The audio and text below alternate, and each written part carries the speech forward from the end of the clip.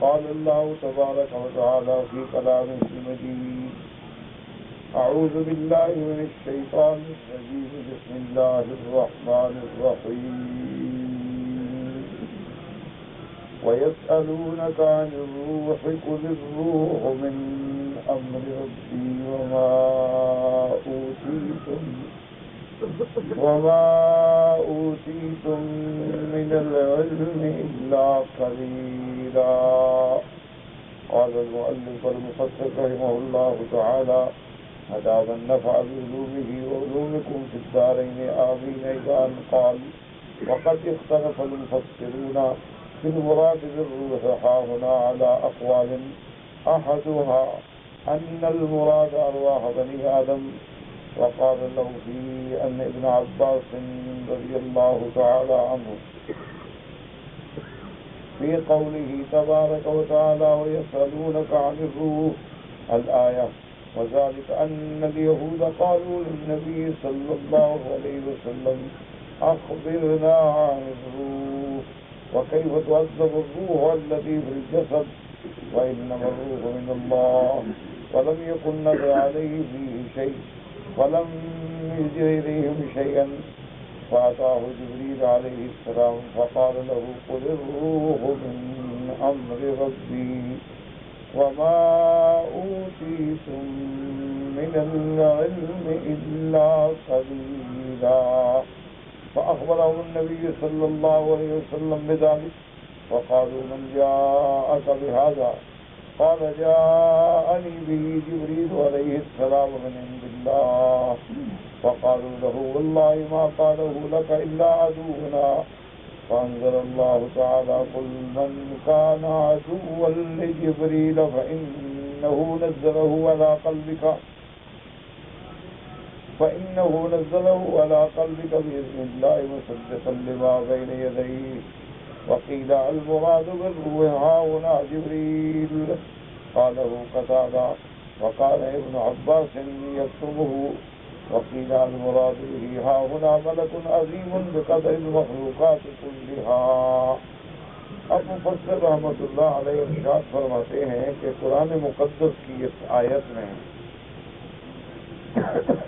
کہ یسألونک عن الروح، تو روح سے کیا مراد ہے؟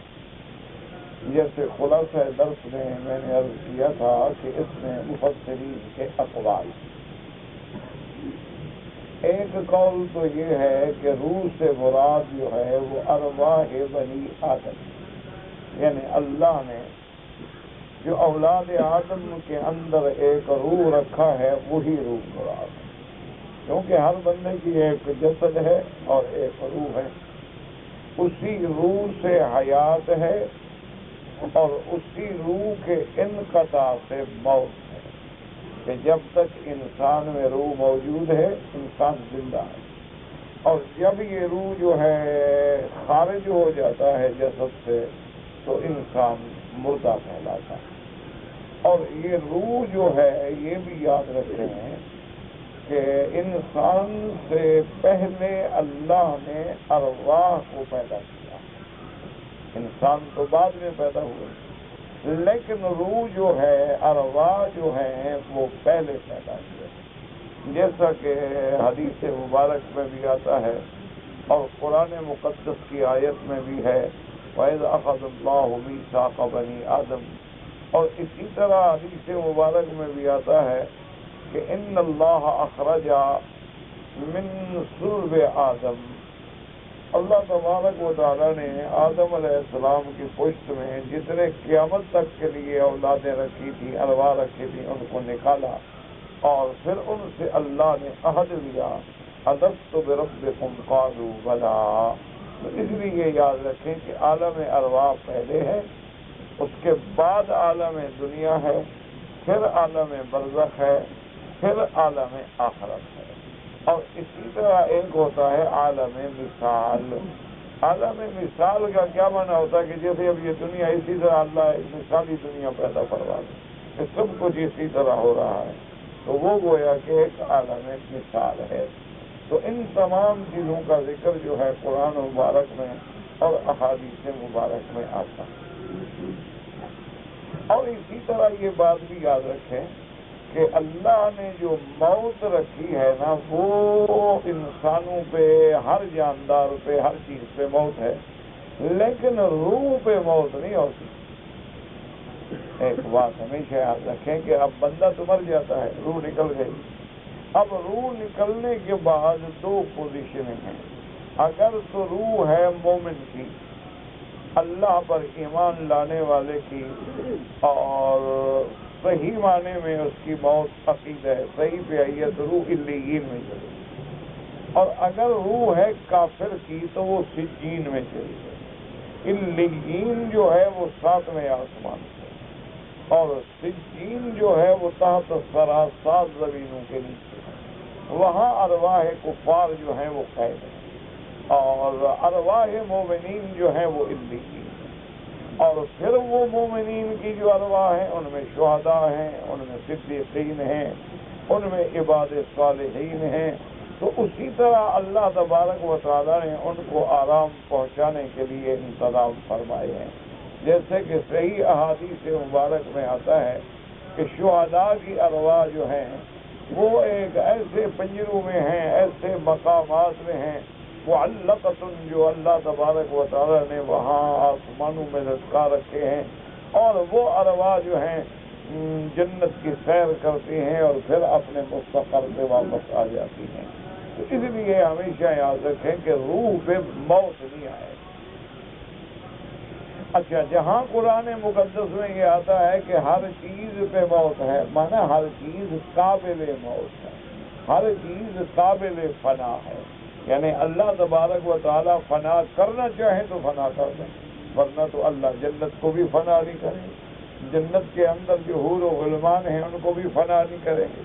اسی طرح اللہ تبارک و تعالیٰ کا عرش ہے، اسی طرح حملۃ العرش ہے، اور بڑی چیزیں ہیں جن کو اللہ زندہ رکھیں گے، ان پہ موت نہیں آئے گی۔ اسی لیے آتا ہے نا کہ وَنُفِخَ فِي الصُّورِ فَصَعِقَ مَن فِي السَّمَاوَاتِ وَمَن فِي الْأَرْضِ إِلَّا مَن شَاءَ اللَّهُ، کہ جب سور پھونکا جائے گا تو ہر چیز ختم رہے گی، جس کو اللہ چاہے، جس کو اللہ چاہے وہ اس وقت بھی زندہ رہے۔ اس لیے ہمیشہ یاد رکھیں کہ عالم ارواح جو ہے وہ اول ہے، عالم دنیا جو ہے وہ آخر ہے، اور موت کے بعد ارواح کی 2 قسمیں ہیں، ارواح المومنین یا ارواح الکافرین۔ ارواح المومنین فی علیین، ارواح الکفار فی سجین۔ بس اب دوسری بات سمجھیں کہ انسان مر گیا، مرنے کے بعد اللہ کا ایک بڑا انعام ہے۔ اللہ نے اپنے قرآن مقدس میں جہاں انعامات کا ذکر کیا ہے وہاں اللہ نے یہ فرمایا ہے کہ غور کرو کہ میں نے تمہیں کس چیز سے پیدا کیا۔ پھر اللہ نے فرمایا من نطفۃ خلق، کہ ہم نے تمہیں ایک حقیر پانی سے پیدا کیا ہے، فقدرہ، یعنی پھر اللہ نے تمہارے کیسے جوڑ، اعضاء، قامت، دماغ، حواس کیسے بنائے، یہ اللہ کی نعمت۔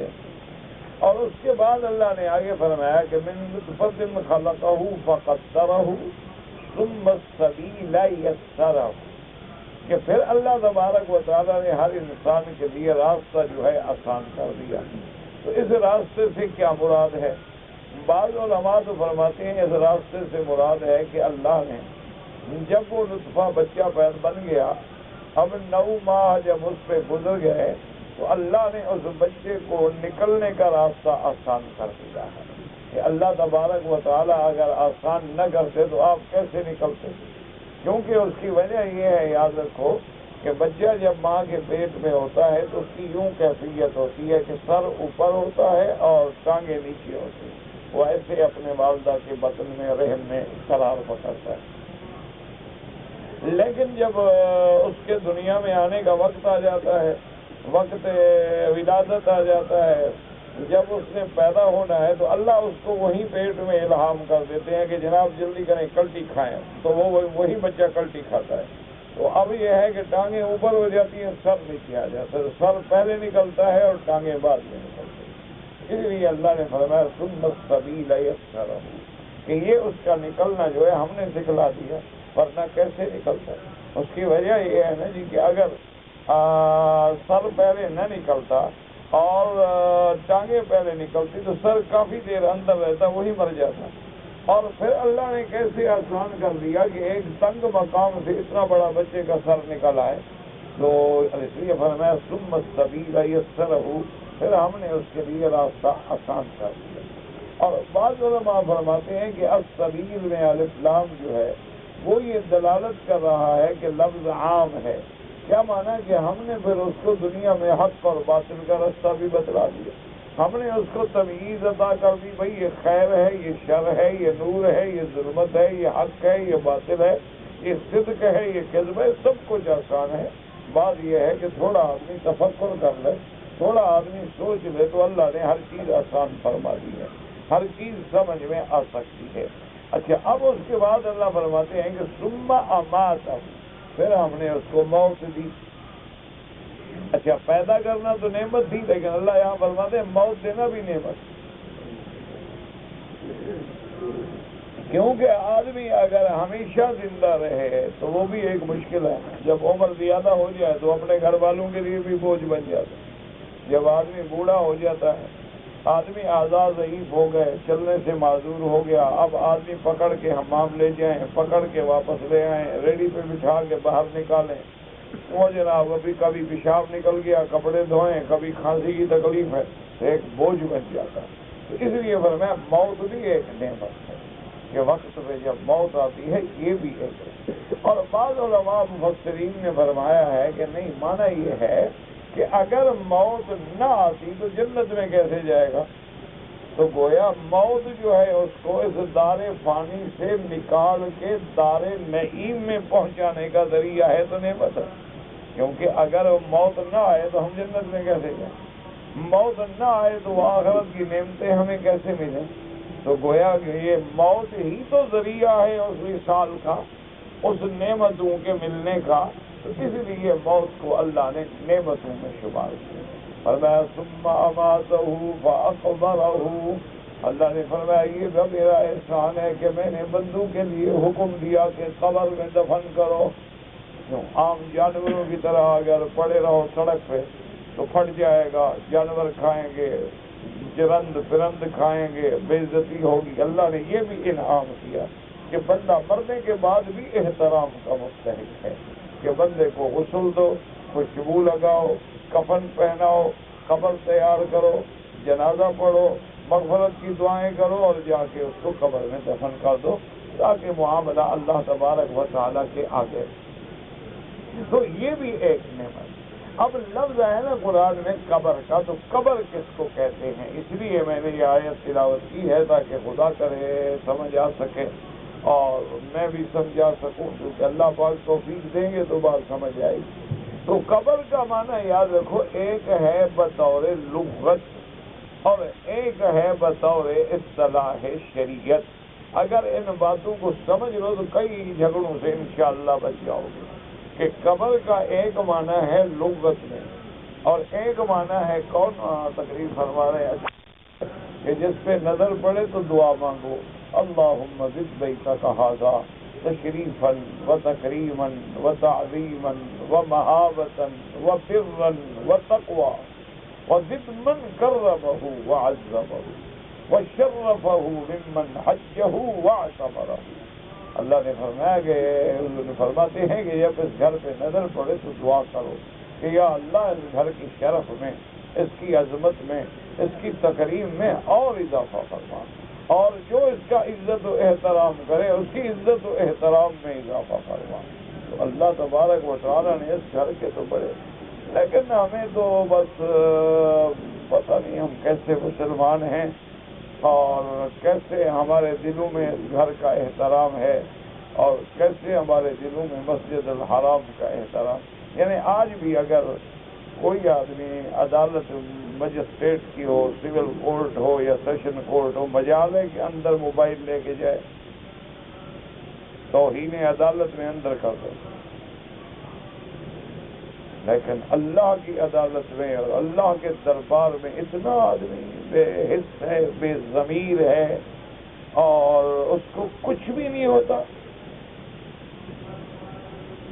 انا للہ و انا الیہ راجعون۔ اور پھر آپ اور میرے جیسے غریب لوگوں کے کون سے وہ ایمرجنسی ہیں، کون سے ہمارے ایسے معاملات ہیں غالب خستہ کے بغیر کون سے کام بند ہیں، کون سے امور ہیں جو ہمارے بغیر حل نہیں ہوں گے، اگر ہارٹ لائن پہ ہمارا رابطہ نہ ہوا تو انقلاب آ جائے گا۔ انا للہ و انا الیہ راجعون۔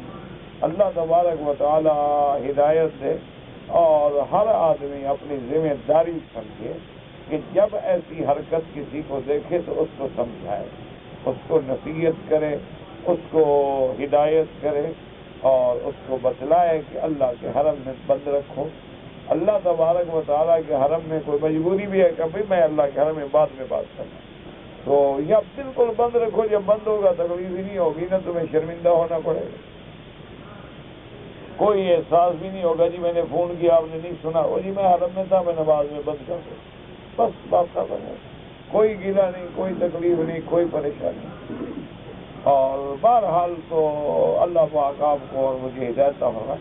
تو اب یاد رکھو کہ قبر کا معنی سمجھو تو انشاءاللہ بہت سارے جھگڑے ختم ہو جائیں گے۔ یہ اسی لیے جھگڑے ہوتے ہیں نا، وہ جی قبر کیسے قبر، ایک آدمی تلاجے میں رکھا ہے اس کی کچھ نہیں بگڑا، ایک آدمی جل گیا، ایک آدمی ڈوب گیا، ایک آدمی مر گیا، ایک آدمی ہوائی جہاز کریش ہو گیا، ریزا ہو گیا، کوئی خبر نہیں، کیسے عذاب کیسے ثواب، یہ سارے جھگڑے کیوں ہیں کہ ان کو معنی ہی نہیں آتا قبر کا۔ اگر وہ قبر کا معنی سمجھ لیں تو یہ سارے جھگڑے ختم ہو جائیں اللہ کی رحمت سے۔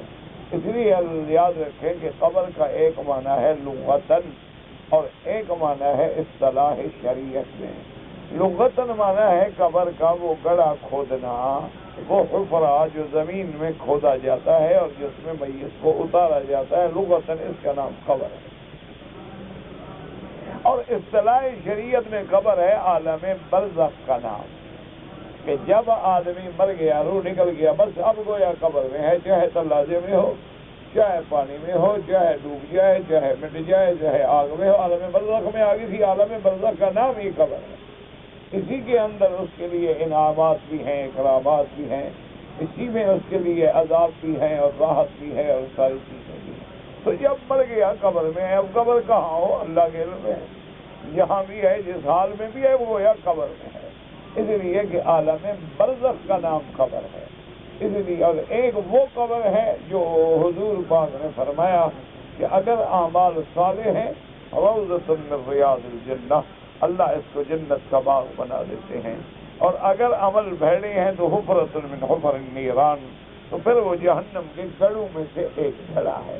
اسی لیے حضور پاک نے دو قبروں میں جب گزرے تو فرمایا انہما لیعذبان وما یعذبان فی کبیر، کہ ان دو قبر والوں پہ عذاب ہو رہا ہے، اور عذاب بھی ایسی چیز میں ہو رہا ہے کہ گویا ان کے لیے کوئی بڑی بات بھی نہیں تھی۔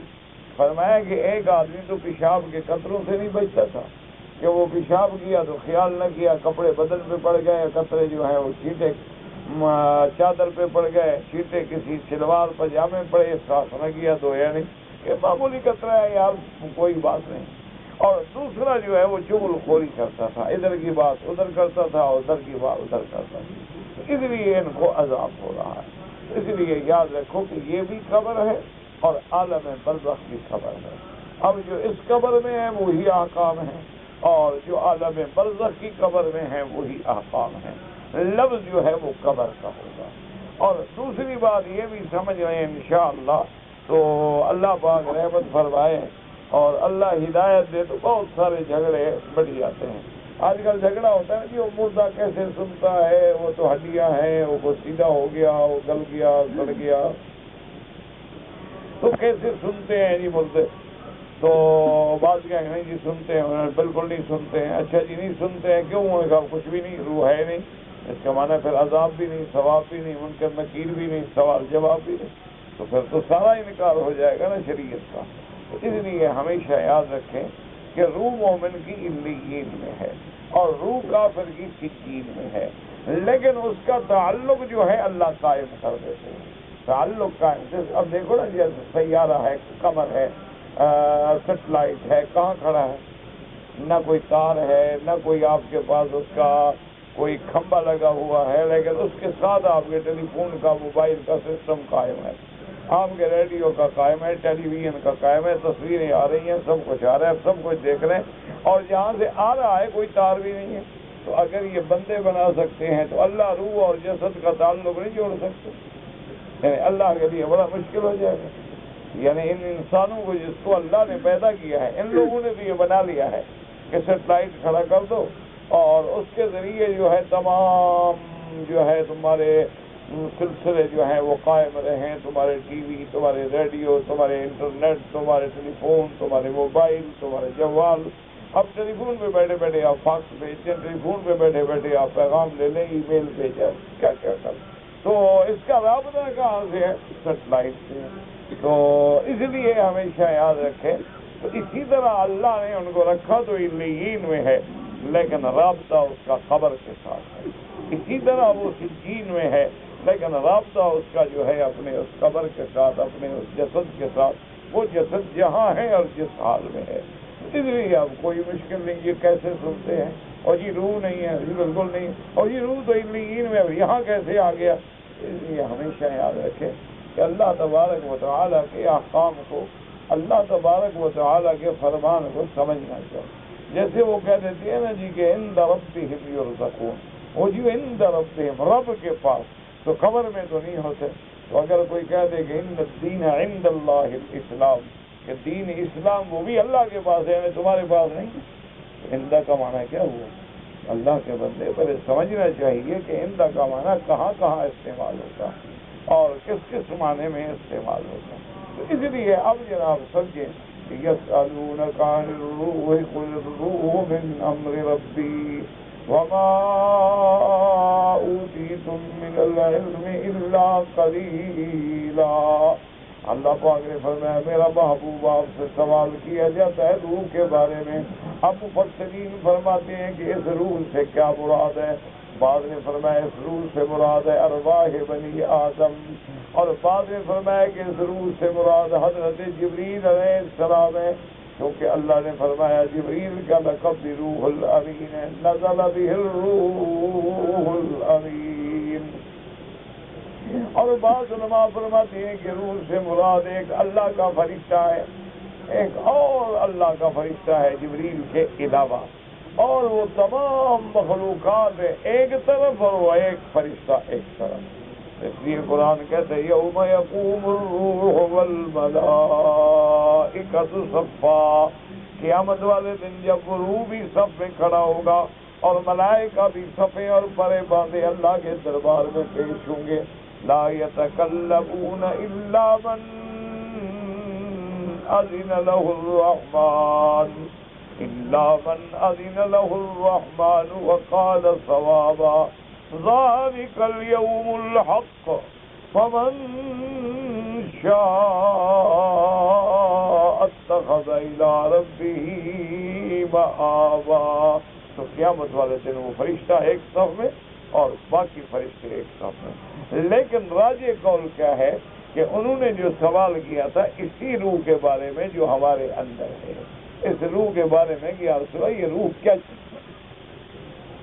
اس لیے مفسر رحمۃ اللہ علیہ فرماتی ہیں کہ ایک قول تو یہی ہے کہ ان المراد ارواح بنی آدم، کہ اس سے مراد بنی آدم کے ارواح ہیں جس کا ذکر قرآن میں ہے وَيَسْأَلُونَكَ عَنِ الرُّوحِ وَذَلِكَ أَنَّ الْيَهُودَ قَالُوا لِلنَّبِيِّ صلی اللہ علیہ وسلم، یہودیوں نے میرے پاک نبی سیدنا محمد مصطفیٰ صلی اللہ علیہ وسلم سے پوچھا اخبرنا عن الروح، کہ آپ ہمیں بتلائیں روح کی حقیقت کیا ہے۔ وَكَيْفَ تُعَذَّبُ الرُّوحُ الَّتِي فِي الْجَسَدِ، اور وہ روح جو ہماری جسد میں ہے اس کو عذاب کیسے ہوتا ہے۔ وَإِنَّمَا الرُّوحُ مِنَ اللَّهِ وَلَمْ يَكُنْ نَزَلَ عَلَيْهِ بِهِ شَيْءٌ، اور روح جو ہے وہ اللہ کی طرف سے ہے تو پھر اس کو عذاب کیسے ہوتا ہے۔ حضور صلی اللہ علیہ وسلم پہ آیت نہیں اتری تھی، اس لیے آپ نے اس بارے میں کوئی جواب نہ دیا۔ فَأَتَاهُ جِبْرِيلُ عَلَيْهِ السَّلَامَ فَقَالَ لَهُ، اللہ نے جبریل علیہ السلام بھیجا، وحی بھیجی کہ آپ جواب دیں۔ قُلِ الرُّوحُ مِن من امر ربی، روح میرے رب کے امر کا نام ہے، بس اس کی کوئی حقیقت نہیں بیان کر سکتی۔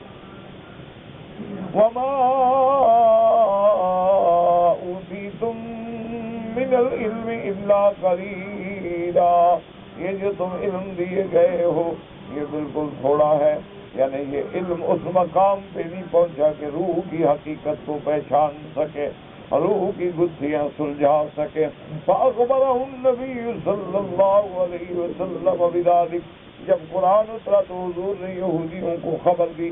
فقالوا من جاءک بہذا، یہودیوں نے کہا کہ حضور یہ آیت، یہ بات کون لے کے آیا ہے آپ کے پاس؟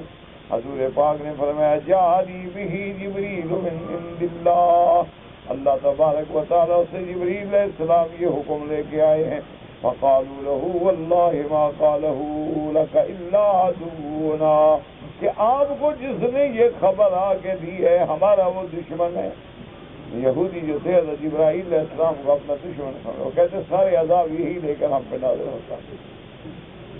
فأنزل اللہ تبارک و تعالی قل من كان عدوا لجبريل فإنه نزله على قلبك بإذن الله مصدقا لما بين يديه، اللہ پاک نے فرمایا کہ میرا محبوب آپ ان کو کہہ دو کہ تم جو دشمنی جبریل کا اظہار کرتے ہو، جبریل کا کیا قصور ہے؟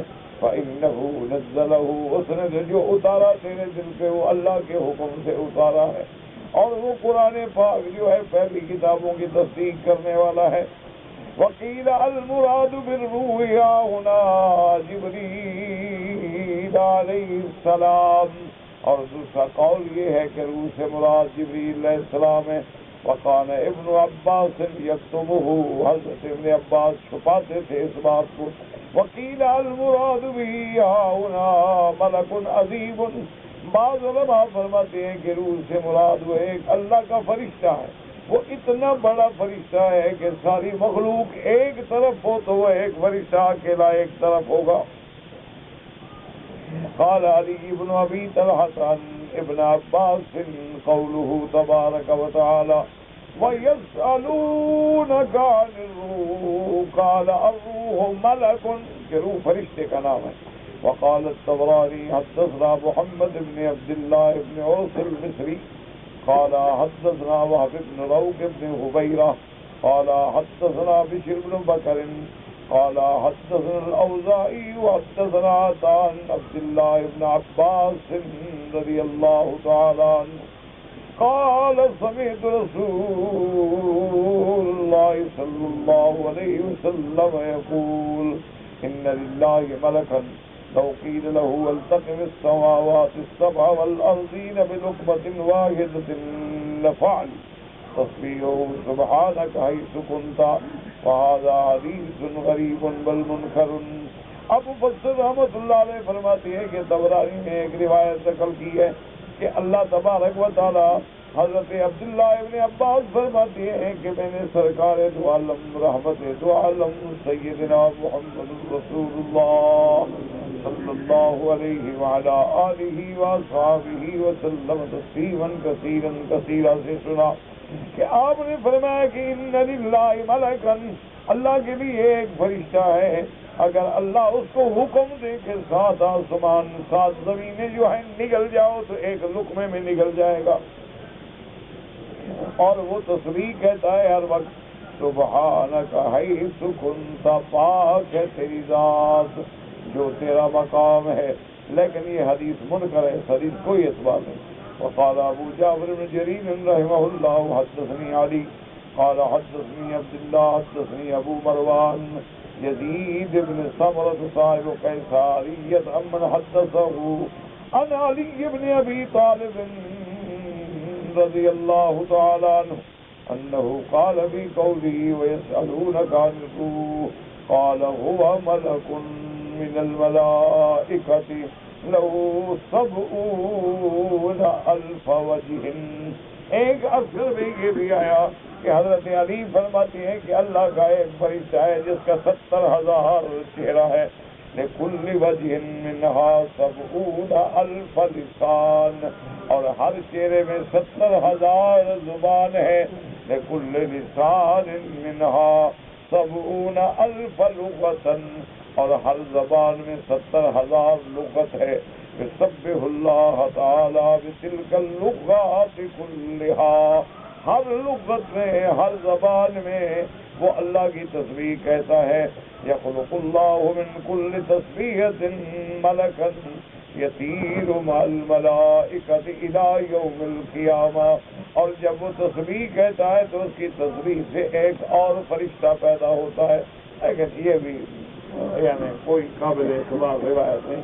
اثر عجیب غریب، یہ بھی ایسے یعنی بس اللہ رحمت فرمائے غرابت ہے، منکر ہے. بعض لوگ جو ہے نا ایسے ایسے موضوعات کس سے بناتے ہیں، اللہ معاف فرمائے. وقال السويري عن علي أنه قال هو ملك له 100,000 راس. اب یہ فرماتے ہیں کہ ایک حضرت علی کی طرف سے ایک اور بھی نقل کیا گیا ہے کہ ایک فرشتہ ہے جس کا 1,00,000 سر ہے. لكل راس 100,000 وجه، في كل وجه 100,000 فم، في كل فم 100,000 لسان. يسبح الله تعالى بلغات مختلفة، کہ اس کا 1,00,000 سر ہے اور ایک چہرے میں 1,00,000 اس کا منہ ہے اور 1,00,000 منہ میں 1,000 زبان ہے، اور اللہ پاک کی وہ تسبیح کرتا ہے لغات مختلف سے. لیکن یہ بھی انسانوں کی طرح ہے، لیکن وہ ملائکہ ہیں.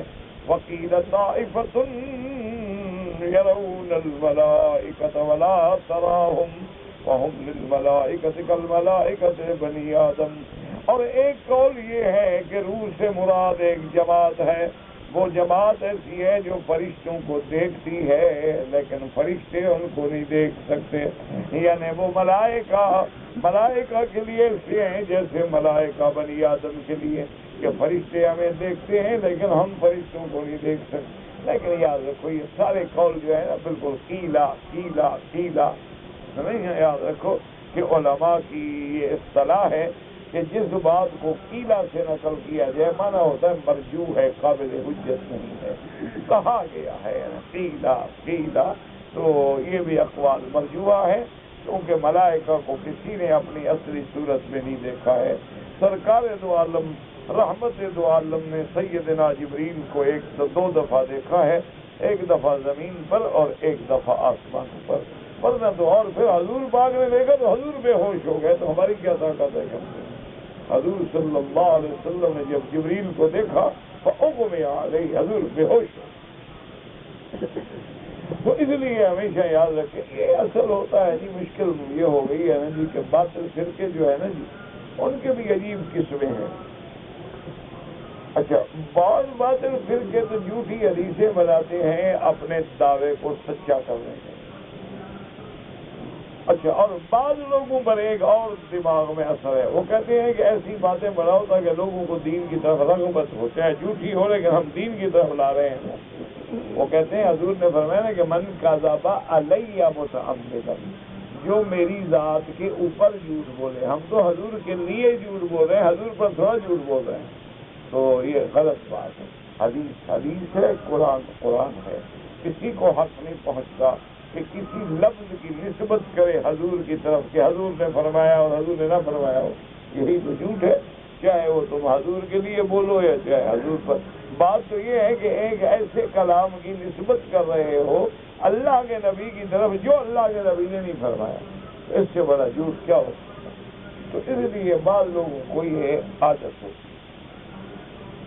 اسی طرح اچھا اس فن میں جو روافض ہیں نا، رافضی شیعہ، وہ اس فن کے بادشاہ ہیں. دعا کریں اللہ ان کو بھی ہدایت ہے. کوئی ہماری دشمنی تو نہیں ہے نا ان سے، لیکن یہ جھوٹ بنانے میں وہ بڑے بادشاہ. ایسی روایتیں گھڑتے ہیں نا جی. اللہ تبارک و تعالیٰ معاف کرے. میں نے بھی ان کا دیکھا تھا، ایک مولوی تھا، میں ایک دفعہ ملا تھا تو میں ایسے ابتدائی کتابیں پڑھتا تھا. اچھا وہ تھا بہت بڑا فاضل آدمی، پڑھا لکھا آدمی تھا، مولوی تھا. ٹھیک، بس پیسوں کے لیے گمراہ ہو گیا. اللہ معاف کرے، اللہ معاف. پیسہ بڑی بری بلا ہے، آدمی بک جاتا ہے. مگر وہ جن کی اللہ حفاظت کرے. ورنہ تو ریٹ کا فرق ہوتا ہے، کوئی لاکھ میں بک گیا، کوئی 10 لاکھ میں بک گیا، کوئی کروڑ میں بک گیا، یعنی ریٹ کا فرق ہے، بک جاتے ہیں اکثر. اللہ قلیل من عبادی الشکور. تو وہ حالانکہ بہت بڑا فاضل آدمی تھا، یعنی ایسا بدبخت حافظہ تھا اور فاضل تھا کہ مناظرے میں جب عبارتیں پڑھتا ہے کہ ہماری کتابوں کی کہ بھئی بخاری شریف کے صفحہ 217 پہ یہ لکھا ہے، حدیث جو شروع کرتا ہے آگے 8-10 سطریں خود بنا کے پڑھتا ہے. وہ نہیں ہوتا تھا وہ اس لیے بس ایسے کتاب کھول کر یہ دیکھو بخاری شریف اہل سنت والجماعت کی کتاب ہے، صفحہ 217 پہ یہ لکھا ہے، بارہ شروع جو کرتا ہے آگے جو اپنے مطلب کی بات خود عربی میں پڑھی جائے. مجال ہے کسی کو پتہ لگے کہ حدیث کی عبارت ہے اس کی اپنی ہے. تو اب جو اس کے ان باتوں کو جانتے تھے نا جی، تو وہ تو پھر پکڑ لیتے تھے، وہ کہتے ٹھیک ہے بس یہ بخاری نے کہا بس ٹھیک. تو نے کہا یہ 2 آدمی اٹھاؤ ادھر سے تو ادھر سے، اگر یہ بخاری میں ہو یہ جیت گیا ہم ہار گئے، دکھاؤ بخاری میں. اب وہ کیا دکھائے ہے تو نہیں. تو جو آدمی جو علماء جانتے تھے وہ تو گرفت کرتے تھے، عام آدمی تو ڈر جاتا تھا کہ عبارت اسی لائن میں پڑھ رہا ہے نا، اسی طرز میں، مجال ہے کہیں فرق آئے. تو ان کو بھی بڑا فن آتا ہے جھوٹی روایات بنانے کا، اور ایسی ایسی روایات بناتے ہیں، اللہ معاف کرے، اللہ معاف کرے. ایک جگہ میں نے کتاب میں پڑھا کہ لکھا ہے کہ جو عورت مطع کراتی ہے اور مطع کرنے کے بعد غسل کرتی ہے، غسل کرنے کے بعد اپنے ہاتھوں کو جب ایسے چھٹکتی ہے نا تو قطرے اڑتے ہیں، ہر قطرے سے فرشتے پیدا ہوتے ہیں. دیکھو جب اتنا بڑا کام ہو تو کون نہیں مطع کرائے گا نا؟ یہ تو پھر روز فرشتے پیدا کرنے والی بات ہے. انا للہ، یعنی اس قدر جھوٹ، لا حول ولا قوت، انا للہ و انا الیہ راجعون، انا للہ و انا الیہ راجعون. اللہ پاک رحمت کرے. یا اللہ ان کو بھی ہدایت عطا فرما، صراط مستقیم نصیب فرما. میرے گھر میں بیٹھے ہیں ہم تو سب کے لیے یہی دعا کرتے ہیں کہ یا الہ العالمین جو بیچارے بدعات میں مبتلا ہیں، شرک میں مبتلا ہیں، دشمنی اصحاب رسول میں مبتلا ہیں، یہ دشمنی اہل بیت میں مبتلا ہیں، یہ دشمنی اولیاء اللہ میں مبتلا ہیں، یہ دشمنی ائمہ فقہا میں مبتلا ہیں، اللہ ان کو ہدایت، اللہ ان کو سمجھ عطا فرما. اللہ تبارک و تعالیٰ ان پہ رحم فرما اور ہم سب پہ رحم فرما. یاد رکھو جب تک اللہ راضی نہ ہو ہم اپنے علم سے یا عقل سے یا قابلیت سے نہیں بچ سکتے. اصل بات یہ ہے کہ رب راضی ہو جائے. وہ جب راضی ہوتا ہے نا جی، ایک جٹ کو بھی مسئلہ سمجھ آ جاتا ہے، اور جب ناراض ہو تو بڑے بڑے پڑھے لکھے مولوی بھٹک جاتے ہیں، اللہ معاف کرے، گمراہ ہو جاتے ہیں. اور جٹ جو ہے وہ اپنے عقیدے میں پکا رہتا ہے، مجال ہے کہ کچھ نہیں جانتا، بس جو دماغ میں آ گیا بس کھڑا ہے نا اس پر مجال ہے کہ ادھر ادھر. یعنی آپ حیران ہوں کہ اس دور میں، موجودہ دور میں، ہمارے بلوچوں کے علاقے میں ایک رواج ہے، اللہ معاف کرے، کہ مثلاً ایک آدمی پہ تہمت لگ گئی زنا یا قتل کی. اب جب سردار بیٹھتا ہے، وڈیرا بیٹھتا ہے اور جرگہ ہوتا ہے تو وہ اس کو کہتے ہیں کہ بھائی تم پہ تہمت ہے زنا کی. وہ کہتے ہیں نہیں میں بے گناہ. پتہ ہے صفائی کیسے دیتے ہیں؟ وہ کہتے ہیں جی پھر صفائی یہ ہے کہ آگ جلاؤ اور دہکتے ہوئے انگاروں پہ یہ چلا جائے. اگر یہ انگاروں پہ چلا گیا اور پار اتر گیا اور جلا نہیں تو یہ سچا ہے، اس پر تہمت جھوٹی. اور اگر یہ نہ جا سکے، ڈر گیا کہ بھائی میرے پاؤں جل جائیں گے، مر جاؤں گا، تو پھر یہ اس پہ تہمت سچی ہے. یا گیا تو صحیح لیکن پاؤں جل گئے، پاؤں رکھا بھاگ گیا، تو اس کا معنی یہ جھوٹا ہے. اب اندازہ کریں ان لوگوں کے یقین کا، ایمان کا، جٹ ہوتے ہیں بالکل جاہل، الف لکھو سمجھیں گے لکڑی ہے، یعنی اتنے بڑے جاہل ہوتے ہیں وہ کہ ان بیچاروں کو یہ بھی نہیں پتا کہ الف کیا ہے اور لکڑی کیا ہے. لیکن اس کو یقین ہے کہ میں بے گناہ ہوں. وہ کہتے ہیں مجھے اللہ نہیں جلائے گا، آگ پہ چلے جاتا اور نہیں جلتا. اب بھی ہوتا ہے، یہ نہیں کہ میں 100 سال پہلے کی بات کر رہا ہوں، اب ہوتا ہے۔ اس کو یقین ہوگا کہ نہیں میں بالکل بے گناہ ہوں، یہ تہمت ہے میرے دشمنوں نے لگائی ہے، میں بالکل بے گناہ ہوں، وہ عورت بھی بے گناہ ہے۔ وہ کہتے ہیں میرے آگ پہ چلو، کہتے ہیں جی جلاؤ آگ، اور چلا جاتا ہے۔ معمولی سا اثر ہوتا ہے پاؤں پہ، یہ تھوڑا کہ نہیں ہوتا، آگ آخر آگ ہے، لیکن یعنی وہ آرام سے چلا جائے گا، اور پھر ساری دنیا اس کی بے گناہی کا فیصلہ کر دے گی، سردار بھی فیصلہ کر دے گی یہ بے گناہ، اور جس نے تہمت لگائی ہے اب جناب اس پہ جرگا فیصلہ رکھے گا، سزا رکھے گا، اس کو ہم نے جھوٹی تہمت کیوں لگائی۔ تو بہرحال میرے کہنے کا معنی یہ ہے کہ جٹ کا عقیدہ جو ہے نا وہ ہم مولویوں سے زیادہ پکا ہوتا ہے، یا کھڑا ہو گیا بس ہو گیا، پھر لوہے کی لٹ ہے، وہ ادھر ادھر ہلتا نہیں ہے۔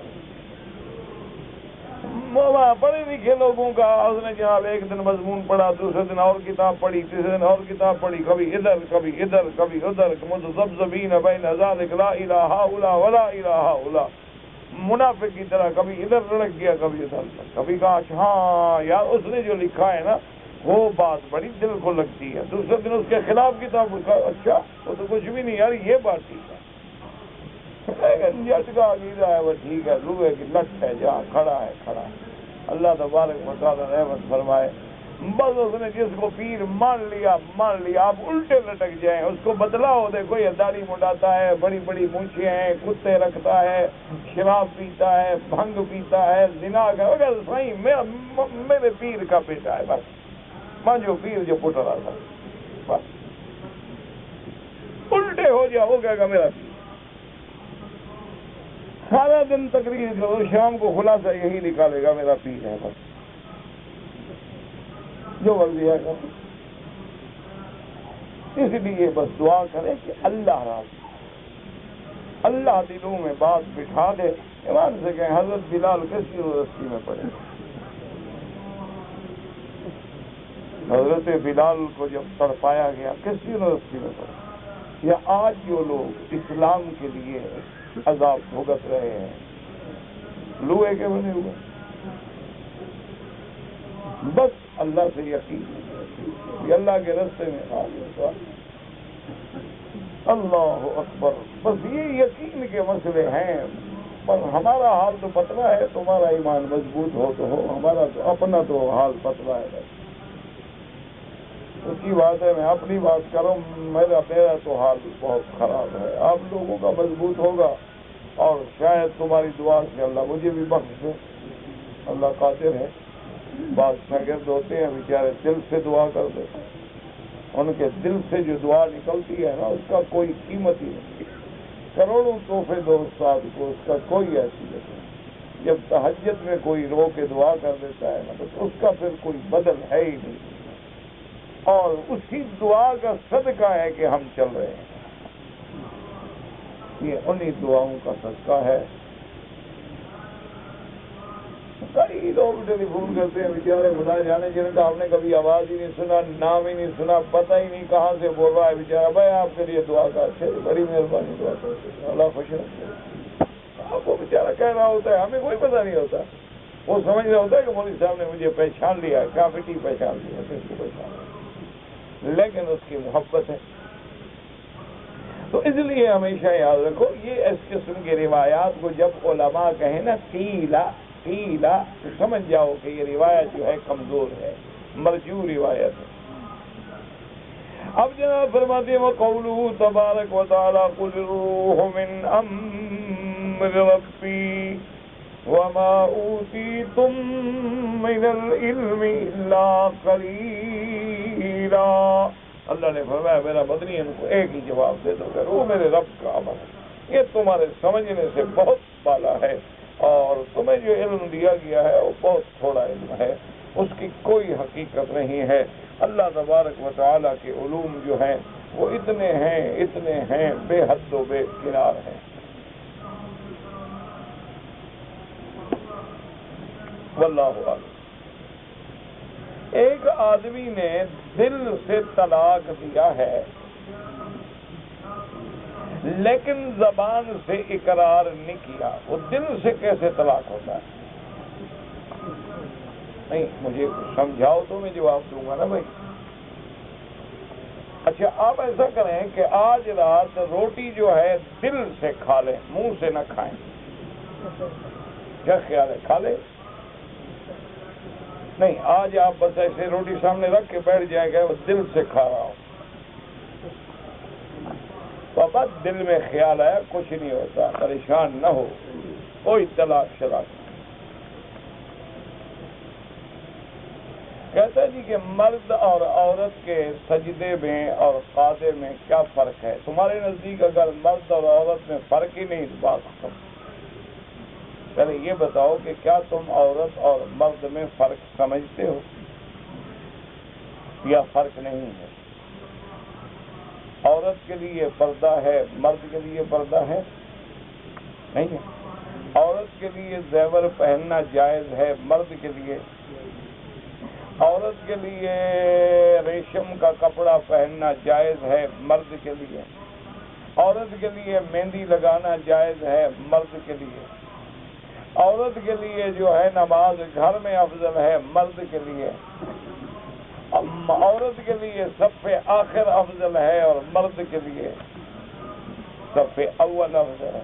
اچھا اگر امام غلطی کرے اور مرد پیچھے کھڑا ہے تو بولے گا سبحان اللہ، ایک لفظ کہے گا، عورت نہیں بولے گی، اس کی آواز پہ بھی پڑتا ہے۔ تو اس لیے بعض ائمہ فرماتے ہیں کہ اس کے پردے کو، اس کی عفت و عظمت کو اللہ نے زیادہ محبوب رکھا ہے، لہذا جب وہ رکوع میں یا سجدے میں جب آئے تو پاؤں دونوں ایک طرف نکال لے اور بدن زمین کے قریب ہو جائے تاکہ اس کے بدن کا زیادہ سے زیادہ پردہ قائم رہے۔ اگر وہ پورا اسی طرح مرد کی طرح اٹھے گی تو اس کی موومنٹ پہ کسی کی نظر پڑے گی، اس کے حرکات و سکنات پہ لوگوں کی نظر پڑے گی۔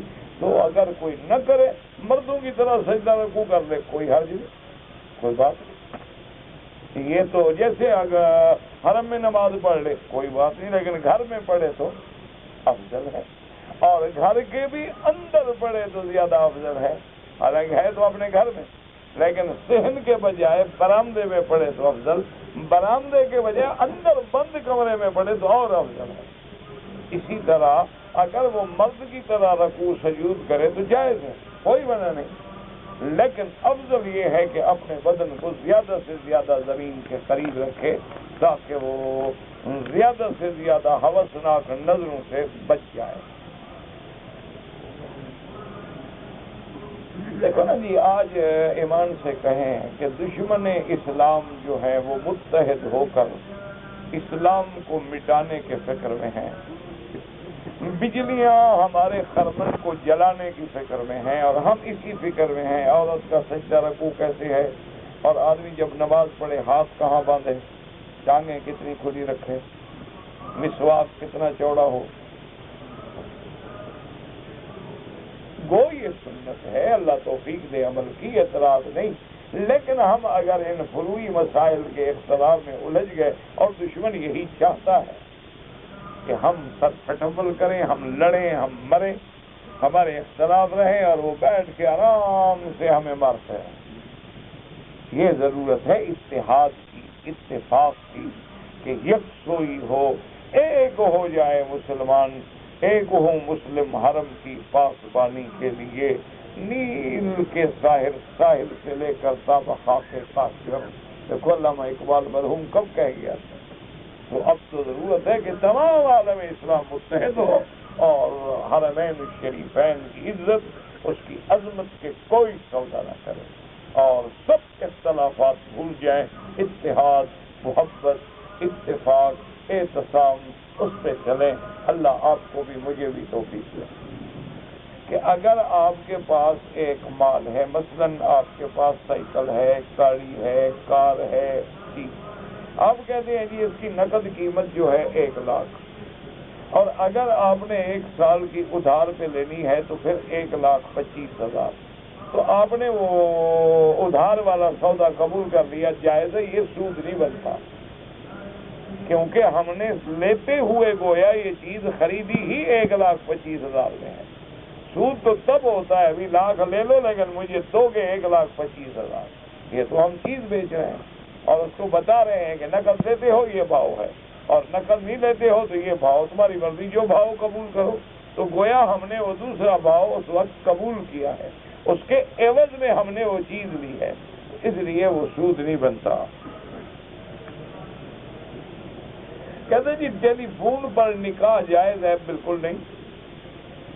آپ اپنا ایسا کریں کہ جس کو آپ کو جس پر اعتماد ہو اس کو لکھ لیں کہ مسمی فلان ابن فلان کو میں اپنا وکیل مقرر کرتا ہوں اور اس کو اختیار دیتا ہوں کہ میرا جا کر فلاں مسمات بنت فلاں کے ساتھ نکاح کر دے، 2 گواہ لکھے ہوئے وکالت نامہ بھیج دیں، بس وہ نکاح کر دے گا۔ ٹیلی فون وغیرہ پہ نہ کرے، ٹیلی فون پہ بہت دھوکے ہو جاتے ہیں، آوازیں بدل جاتی ہیں، حالات بدل جاتے ہیں، اللہ معاف فرمائے کبھی لڑکیاں بدل دی جاتی ہیں، بڑے مشکلات پیدا ہوتی ہیں۔ کہتے جی کہ حدود حرم کے اندر کبوتر کو ذبح کرنا، اگر کبوتر پالتو ہے یا مرغی ہے بالکل جائز ہے، بکری ہے جائز۔ مانا یہ ہوتا ہے حدود حرم میں جنگلی جانور پرندے کا شکار نہ کرو، یہ مانا تھوڑا ہے، ورنہ روز جو مرغیاں ذبح ہو رہی ہیں حرم کی حدود میں نہیں ذبح ہو رہی، روز جو بکرے ذبح ہو رہے ہیں، گائے ذبح ہو رہی ہے، اونٹ ذبح ہو رہے ہیں، تو اللہ کے بندے یہ تو جائز ہے۔ حدود حرم کے اندر جنگلی جانور کا شکار نہ کریں اور اس کو ذبح نہ کریں۔ کہتا ہے جی کہ میں نے اپنی بیوی کے ساتھ حج کیا، میری بیوی تیسرے دن جو ہے رمی کرنے کے لیے نہیں جا سکی، ان کو ٹانگوں میں تکلیف تھی، ان کے بدلے میں نے کنکریاں ماری۔ اب میرا بھائی یہ تمہارا اللہ کے ساتھ معاملہ ہے، تمہاری بیوی واقعی تکلیف میں تھی، تم نے کنکریاں ماری، جائز، اور تکلیف نہیں تھی صرف بہانہ تھا تو پھر دم پڑ گئی، یہ تم جانو، تمہارا کام جانے۔ کہتا جی کہ سالن میں آپ زمزم ڈال سکتے ہیں؟ بالکل ڈالو جناب، سالن میں ڈالو، چائے میں ڈالو، کیا ہو جاتا ہے، پانی ہے۔ حضرت اسماعیل علیہ السلام اپنے زمانے میں جب کھانا پکاتے تھے یا غسل فرماتے تھے کون سا پانی استعمال کرتے؟ تو کوئی منع نہیں، یہ تو علماء نے جہاں لکھا ہے نا بات کو سمجھا کریں، ان نے لکھا ہے کہ اب چونکہ دنیا میں اور مکہ میں بھی اور پانی موجود ہیں تو لہذا ہم اس پانی کو جو کہ ایک شان والا عظمت والا پانی ہے اور جنت کے پانی سے بھی افضل ہے، تو اور چیزوں میں کام نہ لگائیں، پینے کے اور چہرے پہ ڈالنے کے اور سینے پہ ڈالنے کے کام لگائیں کہ ادب کا تقاضا ہے، ورنہ پانی ہے آپ چائے میں ڈالیں، سالن میں ڈالیں، کھانے میں ڈالیں، جو مرضی آئے کریں۔ کہتے جی کہ یہود و نصارہ کی پیروی کر رہے ہیں، یہ تو شرک نہیں ہوتا۔ ایک ہے یہود و نصارہ سے معاہدہ کرنا، ان کے ساتھ معاملہ کرنا، یہ تو شرک نہیں۔ شرک تو یہ ہے کہ اللہ کی توحید میں غیر اللہ کو وہی صفات عطا فرمائے جو اللہ کو دیتے۔ اللہ عالم الغیب، یہ بندہ بھی عالم الغیب، اللہ وحدہ لا شریک ہے کہ یہ بھی وحدہ لا شریک، اللہ تبارک و تعالیٰ فاعل و مختار ہے کہ یہ بھی فاعل و مختار ہے، اللہ ہر نفع نقصان کا مالک ہے کہ یہ بھی ہر نفع نقصان کا مالک ہے۔ کہ یہود و نصارہ کی باتوں پہ چلنا وہ دیکھنا پڑے گا کہ چلنے سے کیا مراد ہے۔ اگر دنیاوی معاملات ہیں، معاہدات ہیں، حضور پاک نے بھی میثاق مدینہ میں یہودیوں سے معاہدہ فرمایا، کوئی ایسا مسئلہ بات کو سمجھا کریں۔ ہم جوش میں تو جلدی آ جاتے ہیں نا، لیکن ہوش میں بھی رہا کرو۔ کہتے جی کہ آپ کے سوال جواب کے لیے اگر کوئی کتاب تجویز کر دی جائے تو میرا بھائی میرے پاس تو اتنا وقت نہیں ہے۔ ایک تو میں اپنے عاجز ہوں، گناہ گار ہوں، ضعیف ہوں، کمزور ہوں، اور اپنے گناہوں کی وجہ سے اضطراب کا شکار رہتا ہوں، اور دوسرا کچھ اوقات ایسے ہیں الحمدللہ کہ صبح کو درس ہے، پھر مغرب سے عشاء تک درس ہے، پھر ہفتے میں ایک رات جو ہے وہ ہاسپٹل کے ڈاکٹر حضرات کے لیے درس ہے، پھر اس درس کے لیے تیاری بھی کرنی ہوتی ہے، مطالعہ بھی کرنا ہوتا ہے، اور اپنے معاملات، اپنے گھر کے دیگر معاملات بھی نمٹانے ہوتے ہیں، تو میرے پاس تو میرا بھائی اتنا ہمت نہیں۔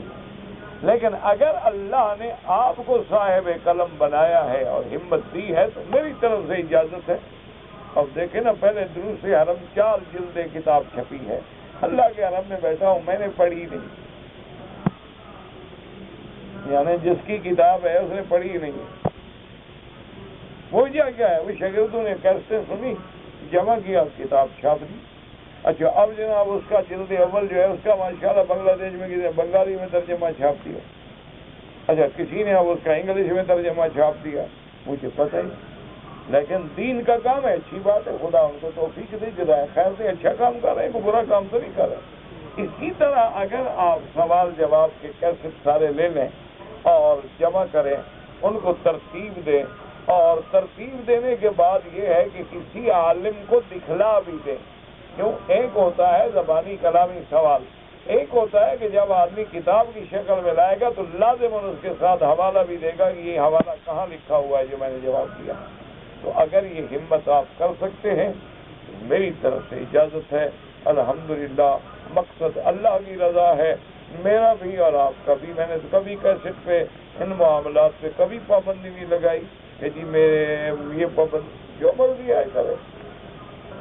ہم لوگ ریاض سے کمپنی نے ہمیں کام کے سلسلے میں بھیجا، ہم نے احرام نہیں باندھا، کوئی حرج نہیں، آپ کو کمپنی نے بھیجا، آپ ڈپٹی پہ آئے تھے، کام پہ آئے تھے، پھر آپ نے مسجد عائشہ سے عمرہ کر دیا، اچھی بات ہے۔ کہتا ہے کہ ہم اہل حدیث مسلک کے مطابق ہیں، بالکل ٹھیک ہے، اہل حدیث کے نزدیک بھی یہی ہے کہ اگر وہ میقات سے تجاوز کرتا ہے کام کے لیے تو کوئی جرمانہ نہیں، کوئی وجہ نہیں، صرف ان کے نزدیک یہ ہے کہ مسجد عائشہ سے عمرہ جو ہے وہ بغیر ضرورت کے نہیں ہوتا۔ تو آپ کی تو ضرورت تھی نا کہ آپ نے عمرہ نہیں کیا تھا، مکے میں آئے ہوئے تھے، آپ کا عمرہ کا دل چاہتا تھا تو آپ نے جا کے حل سے کر لیا، تو انشاءاللہ ان کے نزدیک بھی اس میں کوئی جھگڑا نہیں۔ ہمارے علاقے میں مرنے کے بعد روپیہ جو ہے بانٹتے ہیں، تقسیم کرتے ہیں۔ میری والدہ نے بھی وصیت کی تھی کہ میرے تقسیم کرو اور 40 دن کے بعد گائے بھینس ذبح کرو۔ کوئی بات نہیں ہے میرا بھائی، بات یہ ہے کہ یہ 40 والا حلف نکال لینا تاکہ 40واں بن کے بدعت نہ بن جائے۔ تم 40 کے بجائے 50 دن گزار کے خیرات کر دینا، اور جو والدہ نے کہا ہے خیرات کرو بالکل کرو، روزانہ تقسیم کرو، لیکن صرف یہ نہیں کہ میت والے دن پیسے بانٹو، نہیں، خیرات کرتے رہو، سارا سال کرتے رہو، روز کرتے رہو۔ یہ جو ایک رواج بن گیا ہے وہ بدعت ہے، جیسے بھئی 30 دن کل کرنے ہیں، پھر 7 جمعراتیں کرنی ہیں، پھر ہم نے 40واں کرنا ہے، کہیں صدقہ و اسقاط ہوتا ہے، کہیں نقد پیسہ تقسیم کیا جاتا ہے، کہیں مولوی کرائے پہ لے آتے ہیں، اور بڑا آدمی ہو تو قبر پر وہ خیمہ لگا کے بٹھا دیتے ہیں کہ تم قرآن پڑھو بھی، ماشاءاللہ اس کو فائدہ ہوگا، اس نے تو پڑھا نہیں زندگی میں، مولوی پڑھ کے ثواب پہنچاتا رہے گا۔ اگر غریب ہو تو اس کے لیے کوئی نہیں وجہ پڑھنے، کیوں پیسہ ملے تو مولوی مفت چلا جائے گا، دھوپ پہ جا کے خیمے میں بیٹھے گا، وہ بھی تو غریب پیسے کے لیے جائے گا نا۔ تو بہرحال یہ چیزیں جو ہیں یہ بدعات ہیں اور اس کا کوئی ثواب نہیں ہوتا۔ ہمارے علاقے کے قبائل ہے، قبیلہ ہے جس میں 200 گھر ہیں، وہاں جمعہ نہیں ہوتا۔ بہرحال حنفی مسلک میں جمعہ کے لیے بڑے شرائط ہیں کہ وہاں قصبہ ہو، بازار ہو، ضرورت کی ہر چیز ملتی ہو، پھر وہاں جا کے جمعہ ہوتا ہے۔ باقی اہل حدیث حضرات کے نزدیک تو اگر چند لوگ بھی ہیں تو جمعہ ہو جاتا ہے، تو وہ حضرات حنفی مسلک پہ ہوں گے، نہیں پڑھتے ہوں گے۔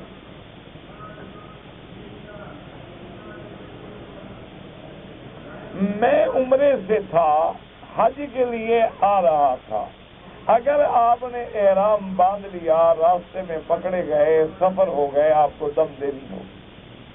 اگر احرام نہیں باندھا تھا، ویسے آپ کو بھیج دیا گیا، پھر کوئی دم نہیں، کیونکہ دم احسار کا معنی یہی ہوتا ہے کہ آدمی حج پہ آ رہا، اس کو روک دیا گیا، آپ اس کو بند بھی کر دیں، یا اس کو آپ وائبریشن پہ، یعنی حساس، عربی میں کہتے ہیں حساس، کیسے حرکت کرے گا لیکن گھنٹی نہیں آئے۔ اچھا، پھر یہ بھی سسٹم ہے کہ جتنا آپ جواب نہیں دیں گے اس میں مس کال جمع ہو جائیں گی کہ کس کس نے آپ کو کال کی تھی، فارغ ہو کے آپ چیک کر لیں اور جواب دے دیں گے۔ یعنی سارے سسٹم موجود ہیں، لیکن ادب ہو دل میں تو خیال آئے نا۔ بات تو یہ ہے نا کہ دل میں ادب نہیں، اور دوسری بات یہ ہے کہ لوگوں کو کیسے پتا چلے کہ میرے پاس موبائل ہے، مکہ مکرمہ سے مدینہ گیا، ٹھیک ہے، اس سے پھر وہ جدہ چلا گیا، جدے میں 2-3 دن رہا، پھر مکے میں آیا، عمرہ نہیں کیا، کوئی بات، کیونکہ جب مدینے سے چلا ہے تو نیت جدے کی ہے، اس کی نیت مکے کی ہے نہیں۔ احرام تب باندھنا ہوتا ہے جب میقات سے سیدھا مکہ آ رہا ہو۔ حیض کی حالت میں اگر عورت ہے تو وہ مسجد نبوی میں بھی داخل نہیں ہو سکتی اور نہ صلاۃ و سلام پڑھ سکتی، باہر بیٹھی رہ دور پڑھتی رہ درود شریف، بس وہی صلاۃ و سلام ہو گیا۔ ربنا تقبل منا انك انت السميع العليم وتب علينا انك انت التواب الرحيم اللهم انا نعوذ بك من الهم والحزن والعجز والكسل والجبن والبخل ودرء الدين وغلبة الرجال اللهم انا نعوذ بك من جهد البلاء ودرك الشقاء وسوء القضاء وشماتة الاعداء اللهم وفقنا لما تحب وترضى اللهم استرنا بسترك الجميل اللهم استرنا بسترك الجميل اللهم استرنا بسترك الجميل اللهم استر عوراتنا آمن رواتنا خفض رواتنا اللهم اشفنا واشف مرضانا وارحم موتانا واستجب دعاءنا ولا تخيب رجاءنا أنا أنا أنا أنا أنا أنا أنا أنا أنا أنا أنا أنا